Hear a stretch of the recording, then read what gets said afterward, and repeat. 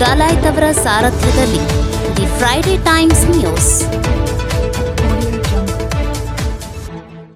ಯಾರು ಸಿಎಂ ಯಾರು ಡಿಸಿಎಂ ಕಾಂಗ್ರೆಸ್ ಪಕ್ಷಕ್ಕೆ ಬಿಟ್ಟ ವಿಚಾರ.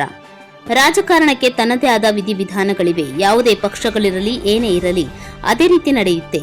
ಸ್ವಾಮೀಜಿಯವರ ಅಭಿಪ್ರಾಯದ ಬಗ್ಗೆ ನಾನೇನು ವ್ಯಾಖ್ಯಾನ ಮಾಡೋದಕ್ಕೆ ಹೋಗುವುದಿಲ್ಲ. ಇದು ಆಡಳಿತದಲ್ಲಿರುವ ಕಾಂಗ್ರೆಸ್ ಪಕ್ಷಕ್ಕೆ ಬಿಟ್ಟ ವಿಚಾರ. ಯಾರನ್ನ ಮುಖ್ಯಮಂತ್ರಿಯನ್ನಾಗಿ ಮುಂದುವರಿಸಬೇಕು, ಯಾರನ್ನ ಉಪಮುಖ್ಯಮಂತ್ರಿಯನ್ನಾಗಿಸಬೇಕು ಅಥವಾ ಮುಂದುವರಿಸಬೇಕು, 3 ಬೇಕೋ 4 ಬೇಕೋ ಅವರಿಗೆ ಬಿಟ್ಟ ವಿಚಾರ.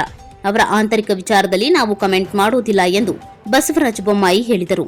ಅವರು ಗದಗ ಮತಕ್ಷೇತ್ರದ ಜನತೆಗೆ ಹಾಗೂ ಕಾರ್ಯಕರ್ತರಿಗೆ ಹಮ್ಮಿಕೊಂಡ ಅಭಿನಂದನಾ ಸಮಾರಂಭದಲ್ಲಿ ವರದಿಗಾರರೊಂದಿಗೆ ಮಾತನಾಡಿ, ಕಾಂಗ್ರೆಸ್ನ ಯಾವ ಗುಂಪು ನಮ್ಮನ್ನ ಸಂಪರ್ಕ ಮಾಡಿಲ್ಲ. ಅವರವರ ನಡುವೆ ವೈರೋಧಾಭಾಸವಿದೆ ಎಂಬುದು ಬಹಳ ಸ್ಪಷ್ಟವಾಗಿ ಅವರ ಹೇಳಿಕೆಗಳಲ್ಲಿ ವ್ಯಕ್ತವಾಗಿದೆ. ಅವರ ನಡುವೆ ಪರಸ್ಪರ ವಿಶ್ವಾಸದ ಕೊರತೆ ಇದೆ ಎಂದು ಸ್ಪಷ್ಟವಾಗಿ ಕಾಣುತ್ತೆ ಎಂದು ಹೇಳಿದರು.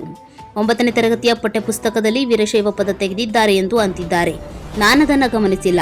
ಹಾಗೇನಾದರೂ ಆಗಿದ್ರೆ ಕೂಡಲೇ ಸರ್ಕಾರ ಅದನ್ನು ಸರಿಪಡಿಸಬೇಕು ಅಂತ ಸರ್ಕಾರಕ್ಕೆ ಒತ್ತಾಯಿಸುತ್ತೇನೆ ಎಂದರು. ಅಭಿನಂದನಾ ಸಮಾರಂಭಕ್ಕೆ ಬಂದ ಸಂಸದ ಬಸವರಾಜ ಬೊಮ್ಮಾಯಿ ಅವರನ್ನ ಬಿಜೆಪಿ ಮಹಿಳಾ ಕಾರ್ಯಕರ್ತರು ಭಾರತೀಯ ಸಂಸ್ಕೃತಿಯಂತೆ ಆರತಿ ಬೆಳಗಿ ಪುಷ್ಪವೃಷ್ಟಿಗೈದು ಸ್ವಾಗತಿಸಿರುವುದು ವಿಶೇಷವಾಗಿತ್ತು.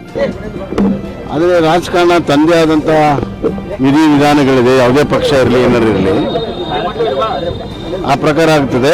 ಈ ಸ್ವಾಮೀಜಿಯವರ ಅಭಿಪ್ರಾಯ ಬಗ್ಗೆ ನಾನೇನು ವ್ಯಾಖ್ಯಾನ ಮಾಡಕ್ಕೆ ಹೋಗುವುದಿಲ್ಲ. ಆದರೆ ಅದು ಇವತ್ತು ಕಾಂಗ್ರೆಸ್ ಪಕ್ಷ ಆಡಳಿತದಲ್ಲಿದೆ. ಆ ಪಕ್ಷಕ್ಕೆ ಬಿಟ್ಟಿದ್ರು. ಯಾರನ್ನ ಮುಖ್ಯಮಂತ್ರಿ ಮುಂದುವರಿಸಬೇಕು, ಯಾರನ್ನ ಉಪಮುಖ್ಯಮಂತ್ರಿ ಮುಂದುವರಿಸಬೇಕು, 3 ಬೇಕು 4 ಬೇಕು ಅನ್ನೋದು ಅವ್ರಿಗೆ ಬಿಟ್ಟಿರುವಂಥ ವಿಚಾರ. ಅವ್ರ ಆಂತರಿಕ ವಿಚಾರದಲ್ಲಿ ನಾವು ಕಮೆಂಟ್ ಮಾಡೋದಿಲ್ಲ. ಇಲ್ಲ ಯಾವ ಗುಂಪು ನಮ್ಮ ಸಂಪರ್ಕ ಮಾಡಿಲ್ಲ. ನಾವು ಸುಳ್ಳು ಕ್ಲೇಮ್ ಮಾಡೋದಿಲ್ಲ. ಯಾವ ಗುಂಪು ನಮ್ಮ ಸಂಪರ್ಕ ಮಾಡಿಲ್ಲ. ಆಂತರಿಕವಾದ ಅವರವ್ರ ನಡುವೆ ವೈರೋದ್ಯಮ ಇರುವಂಥದ್ದು ಭಾಳ ಸ್ಪಷ್ಟವಾಗಿ ಹೇಳಿಕೆಗಳ ಮುಖಾಂತರ ಪರಸ್ಪರ ವಿಶ್ವಾಸದ ಕೊರತೆ ಸಂಪೂರ್ಣವಾಗಿ ಎದ್ದು ಕಾಣ್ತೇವೆ. ಪಠ್ಯಪುಸ್ತಕದಲ್ಲಿ ವೀರಶೈವ ಅನ್ನುವ ಶಬ್ದವನ್ನು ತೆಗೆದುಹಾಕ್ತಾ ಇದ್ದಾರೆ. ಅದು ಸ್ವಾಮೀಜಿಯವರು ಶಿವಾಚಾರ್ಯ ಕೊಟ್ಟಿದ್ದಾರೆ. ನಾನು ಅದನ್ನು ನೋಡಿಲ್ಲ. ಅದೇನೋ 9th ಸ್ಟ್ಯಾಂಡರ್ಡ್ಗೇನೋ ಆಗಿದೆ ಅಂತ ಏನಂತಾರೆ.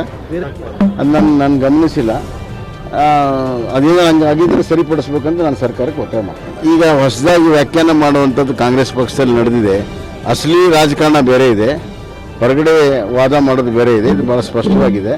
ನೋಡೋಣ, ಕಾದು ನೋಡೋಣ ಎಷ್ಟು ಜನ ಉಪಮುಖ್ಯಮಂತ್ರಿಗಳು ಮಾಡ್ತಾರೆ ನೋಡೋಣ.